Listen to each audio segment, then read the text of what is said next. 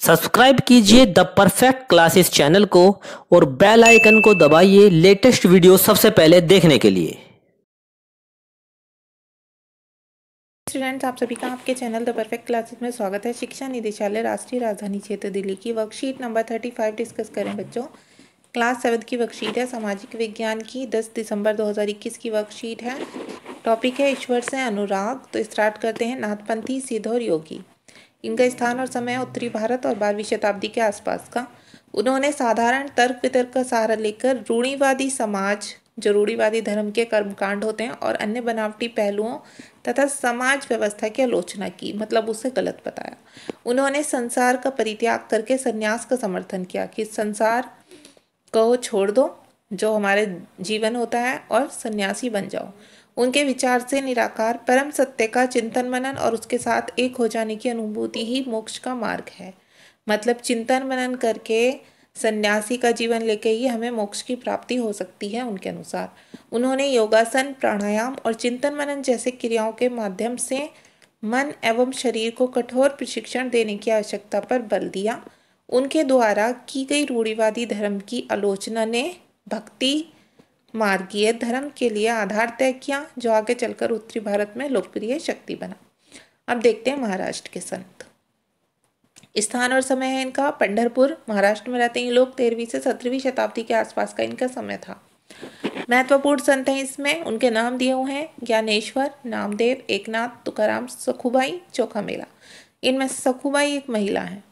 ठीक है, आगे देखते हैं। आराध्य क्या है कि ये भगवान विट्ठल को मानते थे, जो कि विष्णु का एक रूप है। केंद्रीय विचार है इनके कि व्यक्तिगत देव ईश्वर जनमन के हृदय में विराजमान है, मतलब सबके हृदय में भगवान का वास होता है। स्थानीय भाषा मराठी में इनके गीत लिखे गए। इन संत कवियों ने सभी प्रकार के कर्मकांडों, पवित्रता के ढोंगों और जन्म पर आधारित सामाजिक अंतरों का विरोध किया। मतलब इन्होंने जात पात को नहीं माना। उन्होंने संन्यास के विचार को भी ठुकरा दिया और किसी भी अन्य व्यक्ति की तरह रोजी रोटी कमाते हुए परिवार के साथ रहने और विनम्रता पूर्वक जरूरतमंद साथी व्यक्तियों की सेवा करने और जीवन बिताने को अधिक पसंद किया। उन्होंने इस बात पर बल दिया कि असली भक्ति दूसरों के दुखों को बांट लेना है।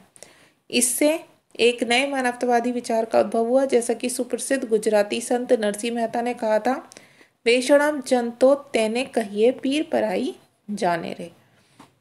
तो अब यहाँ देखते हैं। भगवान विट्ठल विष्णु का एक रूप है। इसकी आराधना ने वारकरी संप्रदाय को जन्म दिया, जो पंढरपुर की वार्षिक तीर्थयात्रा पर जोर देता है। विट्ठल संप्रदाय का भक्ति के शक्तिशाली उपादान के रूप में उदय हुआ तथा लोगों में काफी लोकप्रिय हुआ। सखुबाई एक महिला थी। ठीक है, अब बच्चों क्वेश्चन आंसर देख लेते हैं। प्रश्न नंबर 1 में क्या पूछा हुआ है? प्रश्न नंबर 1 में पूछा हुआ है नाथपंथी सिद्ध और योगियों के विश्वास और आचार व्यवहारों का वर्णन करें। तो देखिए, इसका आंसर आप कहाँ से लिखेंगे? यहाँ से लिखेंगे। उन्होंने साधारण तर्क वितर्क का सहारा देकर रूढ़िवादी धर्म के कर्मकांडों और अन्य बनावटी पहलुओं तथा समाज की व्यवस्था की आलोचना की। सेकंड पॉइंट लिखेंगे, उन्होंने संसार का परित्याग करने का समर्थन किया।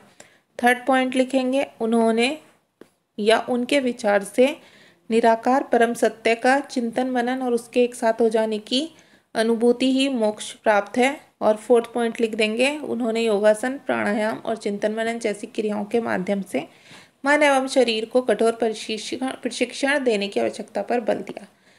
कुछ बच्चे छोटा आंसर लिखना चाहते हैं तो 3 पॉइंट्स लिख सकते हैं, बस इतना तो आपको लिखना ही होगा।